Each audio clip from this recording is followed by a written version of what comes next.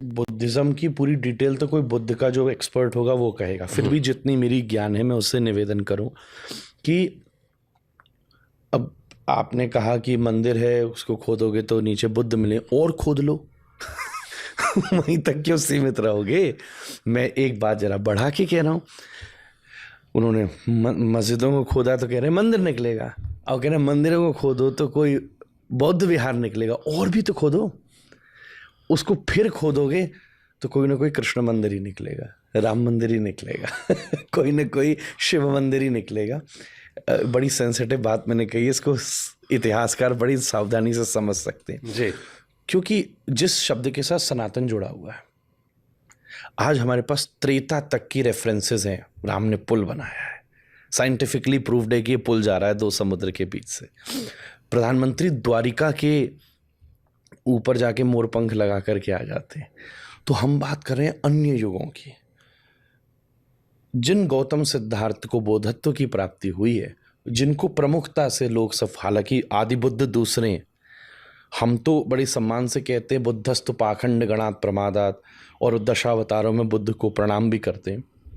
ये सनातन धर्म का विस्तार है। उनकी जन्मतिथि, उनका इतिहास, उनके भीतर का परिवर्तन, उनको कैसे बोधि की प्राप्ति हुई, ये सब लिखा है। हमारे यहाँ निर्वाण शब्द भी गीता में खूब प्रयोग में आया है, बुद्ध शब्द भी शास्त्रों में प्रयोग में आया है। हमारे यहाँ एक एनलाइटन बीइंग जिसने ज्ञान को प्राप्त कर लिया हो, उसको भी बुद्ध शब्द से पुकारा जा सकता है, जिसकी बुद्धि विकसित हो गई हो, बुद्धि युक्त जो है वो बुद्ध है। और निर्वाण की व्याख्या बड़ी सुंदर की गई है। आज हालांकि निर्वाण शब्द को बुद्धिज्म से जोड़ लिया गया है, पर उसका संस्कृत से संबंध है।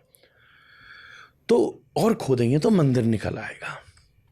एक समय ऐसा आया था जब बहुत ज़्यादा कर्म कांड प्रधान हो गया।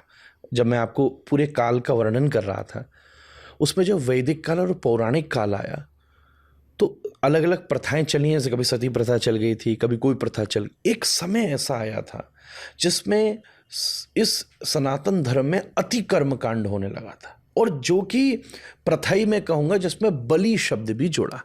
हमारे यहाँ हम लोग उससे अलग अलग उपासना की पद्धति है। तो एक पद्धति होती है वामाचार्य, वहाँ पर कई बार बलि देने के विधान आ जाते हैं। हालांकि उसको लेके मतभेद हैं। कई लोग कहते हैं कि नहीं, धर्मशास्त्र की आज्ञा है, पर हम लोग जो वैष्णवीय परंपरा में और जो विशुद्ध रूप से वेद को मानने वाले हैं, वो उस चीज़ को स्वीकार नहीं करते और उसकी अनेकों और व्याख्याएं करते हैं शब्द की। उस तरफ हम नहीं जाएंगे, और इसीलिए मंदिरों से धीरे धीरे उसको मुक्त भी कर दी गई। तो इतना हैवी रिचुअलिज्म तैयार हुआ। ये हर फेज में होता है। क्रिश्चियनिटी में बहुत रिचुअलिज्म है। थोड़े दिन पहले मैं पढ़ रहा था, एक आदमी ने अपनी बेंटली गाड़ी जमीन के नीचे दबवा दी, क्योंकि उसको ये बताया गया कि अगर तू कोई भी चीज़ चाहता है तो अगर अपनी कब्र के पास गड़वा दे तो तुझे हेवन में मिल जाएगी। तो उसको बेंटली चाहिए थी हेवन में, तो उसने उसी को गड़वा दिया। मैंने किसी को दिलवा देता बेटर, यहीं भेज देता मिश्रा जी के, हमारे खूब काम में आती, पॉडकास्ट कर लेते उसमें। तो रिचुअलिज्म सब जगह इन्फ्लुएंस करता। तो हिंदुइज्म में एक फेज आया जहाँ हैवी रिचुअलिज्म हुआ, कर्मकांड की प्रधानता होने लगी। और हमारे यहाँ ना 4 पुरुषार्थ, धर्म अर्थ काम मोक्ष। अर्थ का कोई विरोध नहीं है, रजवाड़ों का वैभव, अर्थ की सीमतता, अर्थ को श्रेष्ठता, ये सब विद्यमान थी।